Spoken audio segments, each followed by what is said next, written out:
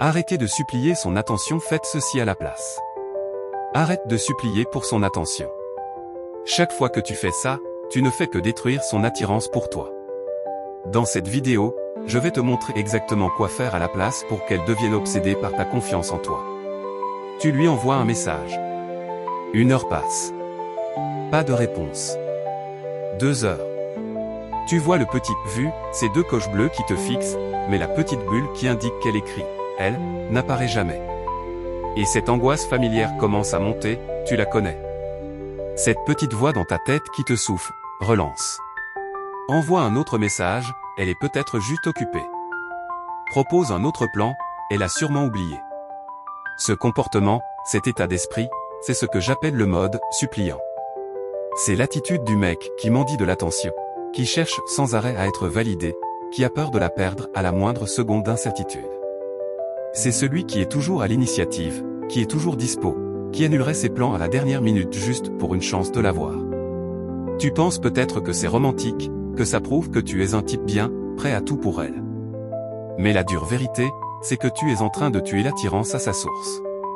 Tu deviens son petit toutou, prévisible et sans le moindre défi. Et dans la dynamique de la séduction, prévisible est l'ennemi mortel du désir. Alors pourquoi ce comportement, qui part souvent d'une bonne intention, est-il si contre-productif? Pour une raison psychologique toute simple, tu massacres ta propre valeur à ses yeux. Imagine 2 objets. L'un est disponible partout, en milliers d'exemplaires. L'autre est une édition limitée, presque introuvable. Lequel a le plus de valeur? Lequel te donne le plus envie? La réponse est évidente. Dans les relations, c'est exactement le même principe. Quand tu supplies pour son attention, tu lui cries inconsciemment « Je n'ai pas d'autre option. Mon bonheur dépend de toi. Tu es le centre de mon monde. » Tu lui montres que ton temps et ton énergie sont des ressources illimitées et faciles d'accès. En faisant ça, tu passes du statut d'homme potentiellement intéressant à acquis. Et personne ne se bat pour quelque chose qui est déjà gagné. L'attirance n'est pas un processus logique. Elle ne répond pas à la gentillesse excessive ou à la disponibilité permanente.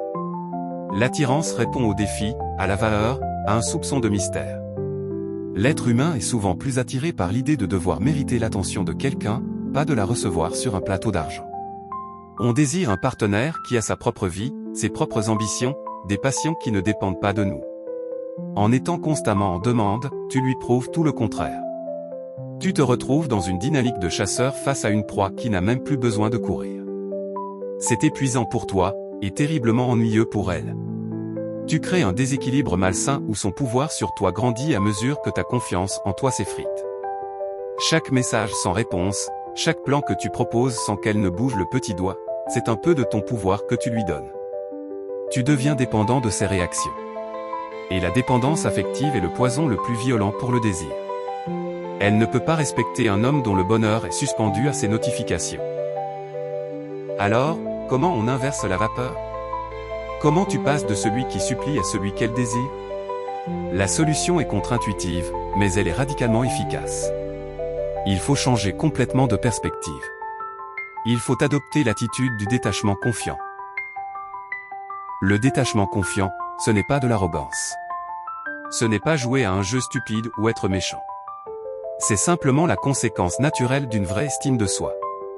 C'est l'état d'esprit d'un homme qui connaît sa valeur, qui a une vie remplie, et qui voit une femme comme un ajout merveilleux à sa vie, et non comme le centre de celle-ci. Voilà les 3 piliers pour construire cette attitude. Point d'action 1, deviens le soleil de ton propre univers. La première étape, la plus cruciale, c'est d'arrêter d'être un satellite qui tourne autour d'elle pour devenir le soleil de ton propre système. Ta vie doit être tellement intéressante que son attention devient un bonus sympa, pas une nécessité vitale. Concrètement, ça veut dire quoi? Ça veut dire avoir une mission. Des objectifs. Des passions qui te font vibrer. Que ce soit ta carrière, monter un projet, exceller dans un sport, maîtriser un instrument. Quand tu es passionné, tu dégages une énergie magnétique. Tu n'as plus le temps de suranalyser ces messages, parce que tu es occupé à construire ton empire, qu'il soit petit ou grand. Arrête d'annuler tes plans pour elle. Si tu as prévu ta séance de sport, une sortie avec tes potes, ou juste du temps pour toi, et qu'elle te propose un truc à la dernière minute, la réponse est « Ah, j'aurais adoré, mais j'ai déjà quelque chose de prévu. On se cale ça un autre jour ?» En faisant ça, tu envoies un message subconscient puissant, ma vie et mes engagements comptent. Je ne suis pas à ta disposition. Loin de la faire fuir, ça va augmenter son respect pour toi et la forcer à planifier un minimum pour avoir une place dans ton agenda. Un homme occupé et passionné est un homme désirable. C'est aussi simple que ça. Ta valeur n'est pas déterminée par son attention, mais par l'importance que tu accordes à ton propre temps. Point d'action 2, adopte l'indifférence stratégique. Attention, l'indifférence stratégique, ce n'est pas de l'ignorance ou de la méchanceté. C'est simplement le fait de ne pas être émotionnellement réactif à ses moindres faits et gestes. C'est l'antidote à l'anxiété du suppliant. Elle met 3 heures à répondre. Ok, très bien. Ça ne doit pas gâcher ta journée. Tu ne te jettes pas sur ton téléphone à la seconde où il vibre. Laisse passer un peu de temps. Montre que tu avais autre chose à faire. Cette simple action de ne pas répondre dans la seconde brise le schéma du besoin et recrée une part de mystère. Elle annule un rendez-vous? Au lieu de montrer ta déception ou de proposer direct une autre date, ta réponse doit être calme et détachée. Un simple pas de souci, on se recale ça une autre fois est parfait. Ne montre aucune frustration. Un homme de valeur n'est pas déstabilisé par un imprévu. Il a d'autres options, d'autres choses à faire. Cette attitude montre que ton équilibre émotionnel ne dépend pas d'elle. Tu es stable, un roc. C'est une qualité incroyablement rassurante et attirante. Elle va réaliser qu'elle ne peut pas te manipuler avec ses humeurs et que pour obtenir une vraie réaction de ta part, elle va devoir s'investir. C'est un retournement de pouvoir, subtil mais dévastateur. Tu arrêtes de réagir à son monde et tu l'invites à réagir au tien. Point d'action 3, laisse-la investir. C'est peut-être l'erreur numéro 1 des mecs en mode suppliant, ils oublient que c'est un travail d'équipe.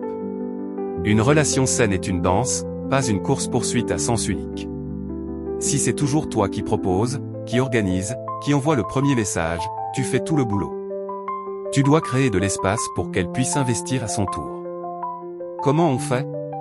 En utilisant le pouvoir du silence et du recul. Après un super rencard, ne te précipite pas pour lui envoyer un roman sur à quel point c'était génial.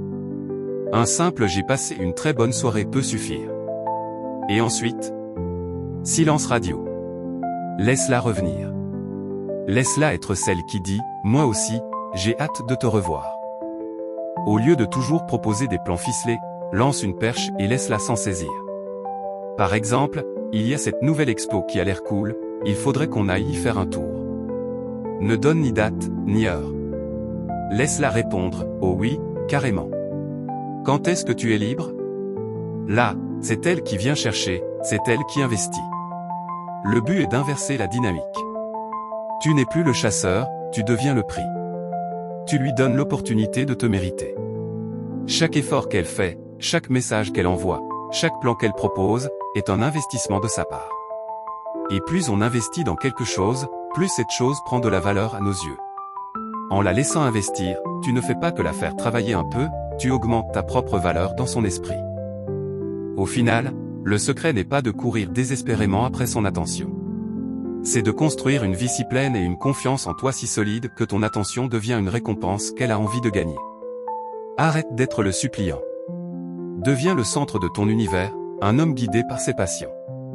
Adopte cette indifférence stratégique, cette force tranquille qui montre que ta paix intérieure n'est pas à vendre. Et enfin, laisse-lui de la place pour qu'elle puisse investir, pour qu'elle puisse entrer dans la danse avec toi. Ce changement ne se fera pas en un jour. Ça demande de la discipline et un vrai travail sur soi.